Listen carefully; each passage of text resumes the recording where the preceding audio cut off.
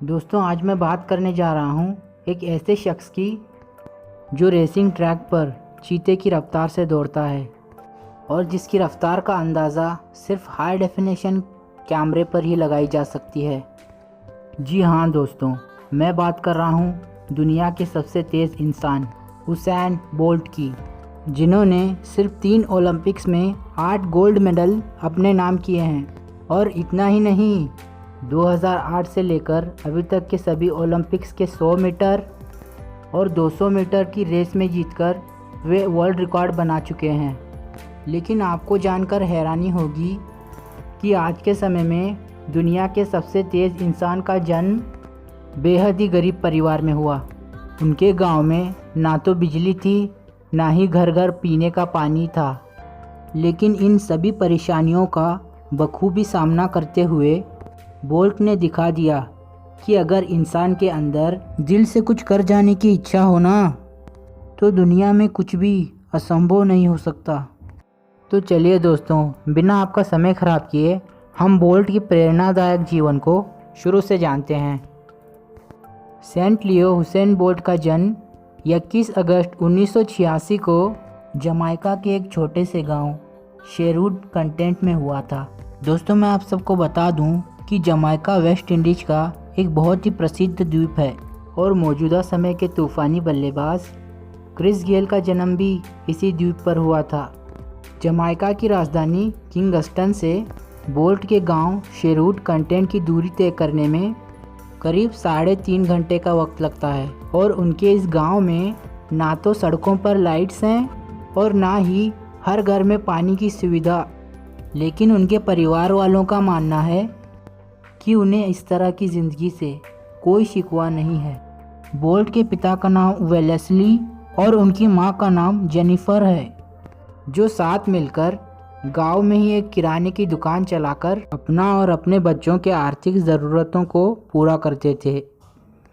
Bolt ने अपने बचपन का समय अपने भाई के साथ मिलकर क्रिकेट खेलने में और फुटबॉल खेलने में बिताया। उन्होंने हाल ही में एक इंटरव्यू में बताया कि जब मैं छोटा था तो वास्तव में मैं खेल के अलावा किसी चीज़ के बारे में नहीं सोचता था और इसीलिए शुरू से ही बोल्ट ने ही अपने दिमाग में खेल में ही अपना कैरियर बनाना सोच रखा था।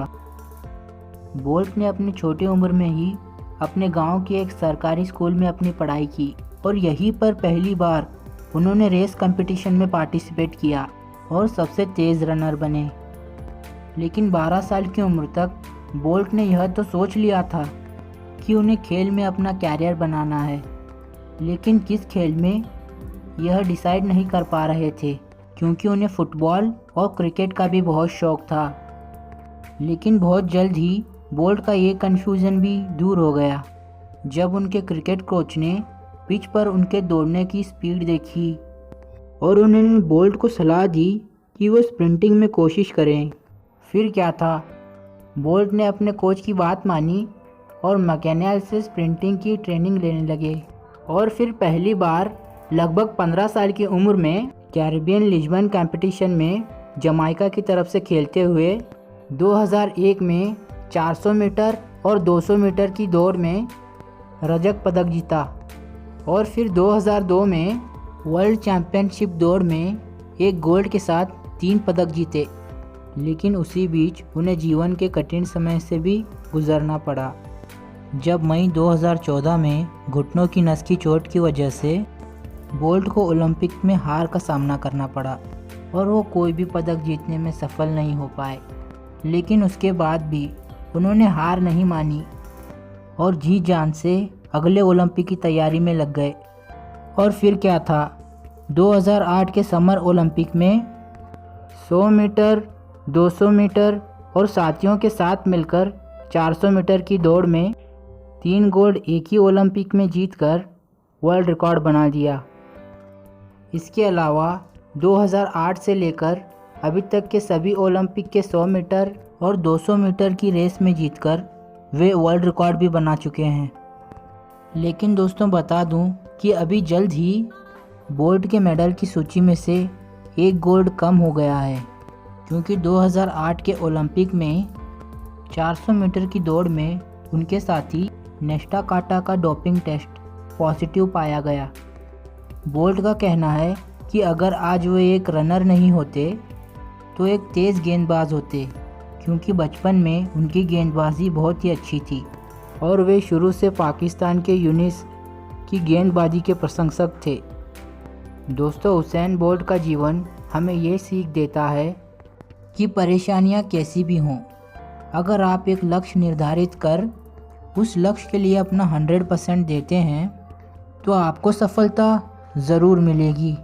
मिल ही जाएगी मंजिल भटकते भटकते। गुमराह तो वो हैं जो घर से निकले ही नहीं।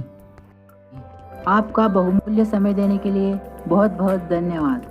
दोस्तों, अगर आप सबको ये वीडियो अच्छी लगी हो तो इसे एक लाइक कर देना, और अगर आप चैनल पर नए हैं तो इस चैनल को सब्सक्राइब कर देना और उस बेल आइकन को भी प्रेस कर देना। और दोस्तों, आप सबको ये वीडियो कैसी लगी मुझे कमेंट करके ज़रूर बताना।